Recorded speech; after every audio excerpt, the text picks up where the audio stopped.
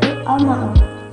Surah Al-Fatihah, nama Al-Fatihah dipilih karena sebagai surah pertama dalam Al-Quran karena peranan yang konsisten dalam pembukaan setiap sholat. Surat Al-Falaq, Al-Falaq berarti isim maf'ul yang bersifat musyabahah yang diartikan ketebalan, atau bisa diartikan dengan lainnya, Al-Falaq merupakan segala sesuatu yang turun dari Jabul seperti hujan turun dari awan, rumputan, dan anak yang dilahirkan dari rahim ibunya. Selanjutnya surat Al-Kafirun menekankan perbedaan antara keyakinan Nabi Muhammad SAW dan orang-orang kafir dalam menyembah Tuhan.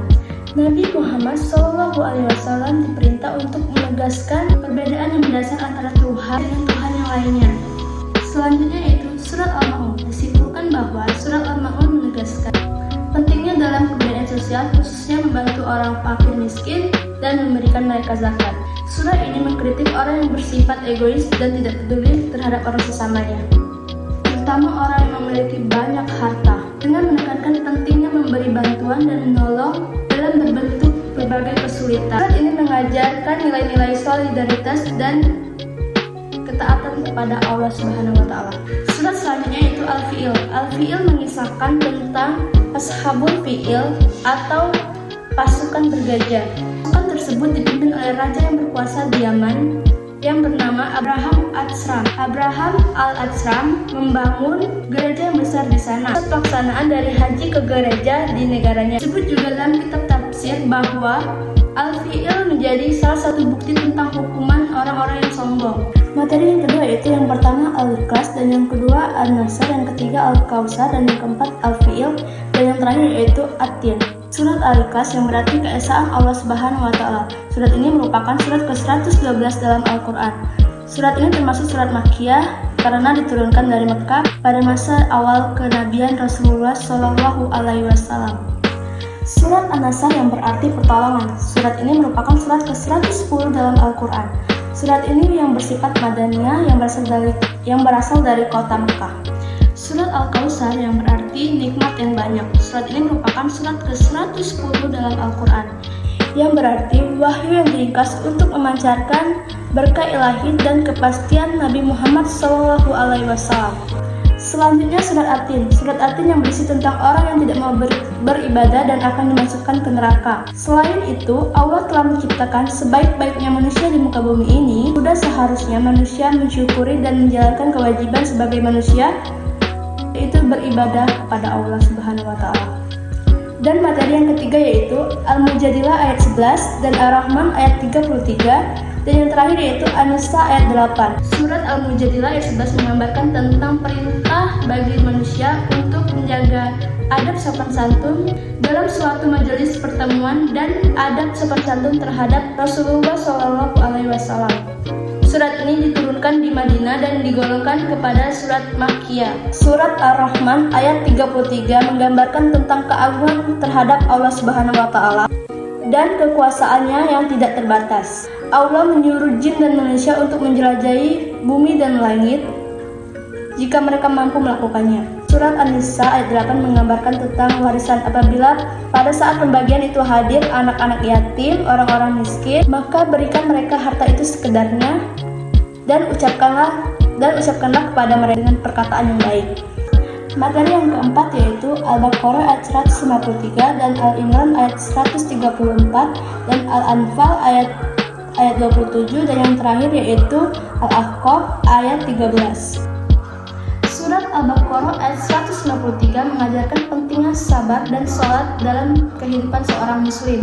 Allah memperintah orang-orang untuk memohonkan pertolongannya dengan cara sabar dan sholat.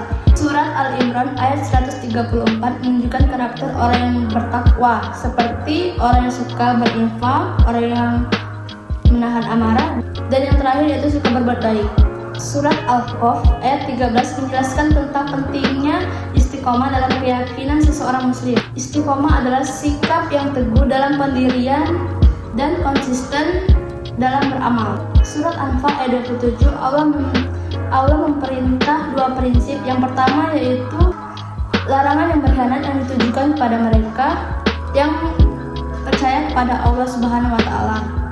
Dan yang kedua yaitu Allah memperintahkan untuk menunaikan amanah dengan penuh tanggung jawab.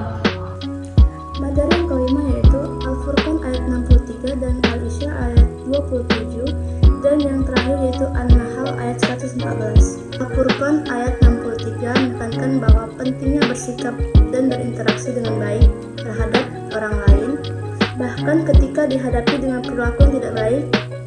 Para Tuhan hamba yang sejati, mereka tetap tenang dan tidak membalas perbuatan tersebut. Surat Al-Insyirah ayat 27, isi kandungan surat ini adalah para pemboros.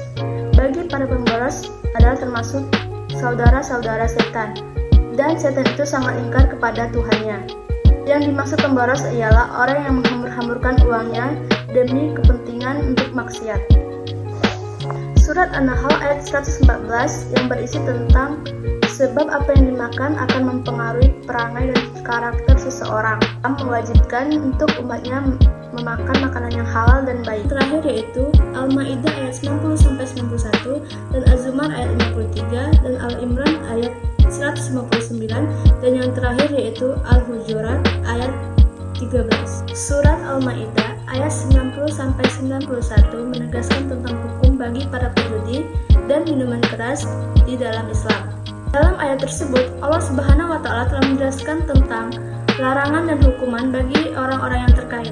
Surah Az-Zumar ayat 53 mengingatkan manusia untuk tidak berhusnuzon dan putus asa dan meminta ampunan kepada Allah Subhanahu wa Ta'ala. Surah Al-Imran ayat 159, isi kandungan surat ini menyampaikan tentang sikap lemah lembut Rasulullah Shallallahu Alaihi Wasallam yang merupakan anugerah dari Allah Subhanahu wa Ta'ala, serta respon manusia terhadap kelemah lembutan dan negatif terhadap sikap kasar. Al-Hujurat ayat 13 menceritakan tentang manusia dan satu pasangan yaitu Adam dan Hawa. Ayat ini menyatakan bahwa manusia berasal dari satu pasangan ini yaitu Nabi Adam dan Hawa, dan mereka menegaskan bahwa hakikatnya seluruh umat manusia adalah saudara.